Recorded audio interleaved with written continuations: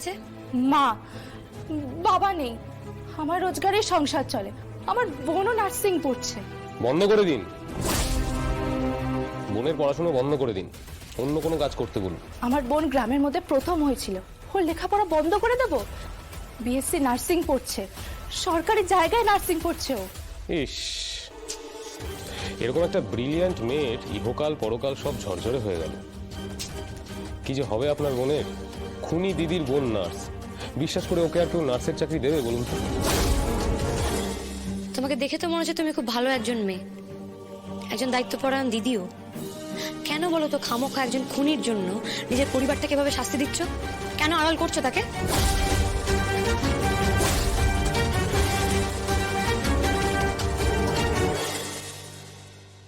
মা দুর্গা, নামে প্রথম লেটারটা লিখলেও অনেক।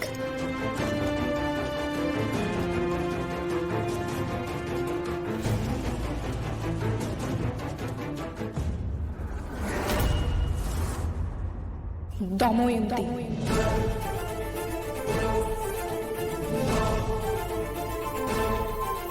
তাহলে দয়ে দময়ন্তী।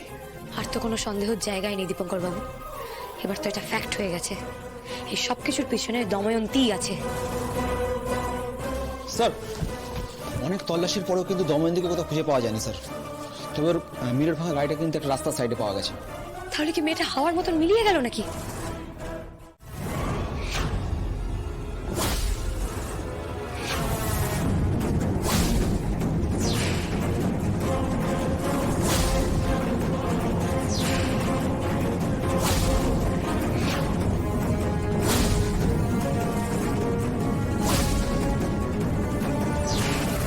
আনন্দী ম্যাডাম, আনন্দী ম্যাডাম, আপনি একবার চেক করে দেখুন না বেঁচে আছে না মরে গেছে।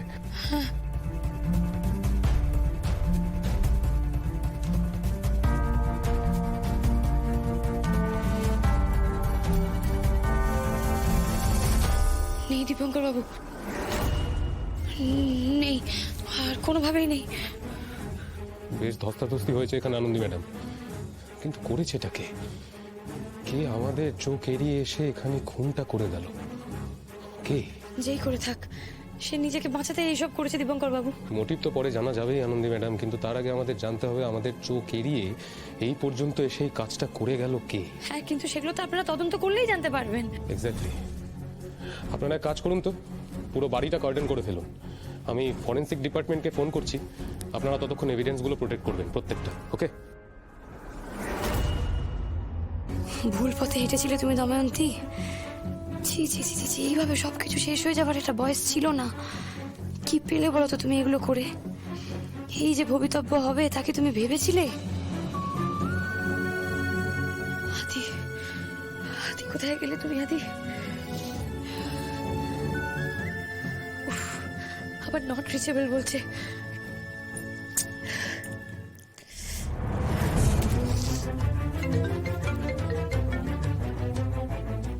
Hello, doctor Suparna, doctor Suparna বলছি, শুনুন, আমি না আদিকে ওর ফোনে পাচ্ছি না, একবার আদিকে একটু ফোনটা দেবেন প্লিজ। চিফ তো মাঝরাতেই হসপিটাল থেকে বেরিয়ে গেছে। আনন্দী বলল বাড়ি যাচ্ছে। কি? ও মাঝরাতে বাড়ি যাওয়ার জন্য বেরিয়ে গেছে? আচ্ছা, তাও আপনি একবার একটুখানি দেখবেন ও মেডিনেসে কোথাও আছে কিনা। হ্যাঁ, আমি যতদূর জানি চিফ বেরিয়ে গেছে, তবু আমি একবার চেক করছি। হ্যাঁ প্লিজ আমাকে একটু দেখে জানান না। হ্যাঁ হ্যাঁ, আমি দেখছি।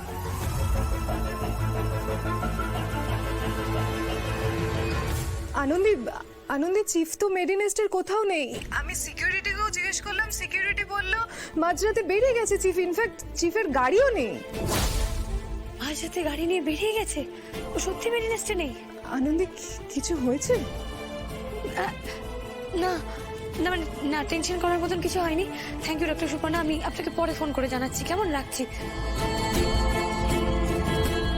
মাঝরাতে আদি বেরিয়ে গেছে, দেখি কোথায় যেতে পারে। কি? এই তো আদির গাড়ি, এটা এই তো আদির গাড়ি। আদি, কি ব্যাপার? না, গাড়ির মধ্যে তো আদি নেই। দীপঙ্কর বাবু, তোরা এখানে কি করছিস? এই ওটা তো এটা আদির ফোন। দেখি ফোনটা ও অনও করেছিল আনন্দী ম্যাডাম, আর সেই জন্যই লোকেশনটা পাওয়া গেছে, বুঝতে পেরেছো? এটা আমি পেয়েছি। হ্যাঁ ঠিক আছে, কিন্তু আদির গাড়ি আছে, ফোন আছে, কিন্তু আদি কোথায় গেল? দাঁড়ান দেখছি। ওই লোকটা তোমার বর, ওর নাম আদি। ওর নাম আদিদেব লাহিড়ী, ও ডাক্তার। আচ্ছা, ওর গাড়ি এখানে, ওর ফোন তোমাদের কাছে ছিল, ওকে তোমরা দেখেছো? আদি, শুনতে পাবে না, কেলুর বাড়িতে আছে। এই কি হয়েছে বলতো, এদিকে তাকা, সবটা বলতো। আমি বলছি, সকালবেলা বাবা যখন ভেলির থেকে যাচ্ছিল তখন দেখলো এই গাড়িটা আর ওই ডাক্তারটা এখানে পড়ে আছে। ডাক্তার অজ্ঞান, তাই বাবা ডাক্তারকে আমাদের বাড়িতে নিয়ে গেছে। নড়ছে না, চলছে না, কথাও বলছে না, মরে গেছে নাকি কে জানে। তুমি কেলু? হ্যাঁ কেলু, তোমার বাড়ি কোথায়? আমার বাড়ি চলো, আমি নিয়ে যাচ্ছি। দাদা, ও দাদা, দাদা, দাদা মানে কই, দেখি দেখি দেখি। আদি, কি বাবা, তো জ্বরে গা পুড়ে যাচ্ছে। আদি, এ আদি, আদি, কি করে হলো এসব? আমি ওনাকে অজ্ঞান অবস্থায় গাড়ির মধ্যে দেখেছিলাম। গাড়িটা মনে হয় কোথাও অ্যাক্সিডেন্ট করে এখানে এসে দাঁড়িয়েছিল। আপনারা খোঁজ পেয়ে এসে পড়েছেন, খুব ভালো হয়েছে। না দেখুন, আপনারা যে ওকে এইভাবে পেয়ে শুশ্রূষা করছেন, আপনাদের যে আমি কি বলে ধন্যবাদ জানাই। কিন্তু এইখানে এলো কি করে? আদি, এই আদি, আদি, এই দেখো আমি আনন্দী। আদি, আদি, তুমি সারা রাত কোথায় ছিলে? আর তোমার অ্যাক্সিডেন্ট হলো কি করে? আনন্দী ম্যাডাম, আমার মনে হয় উনি খুবই ভয় পেয়ে আছেন, ওনাকে একটু স্টেবল করা দরকার। ভয় পাওয়ার কি আছে? আর তো ভয়ের কিছু নেই, তো আমরা চলে এসেছি। তো বলছি শুনুন না, একটু গরম দুধ বা চা কিছু পাওয়া হ্যাঁ, যাবে? হবে হবে হবে।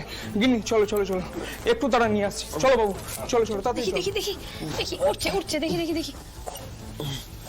আস্তে আস্তে।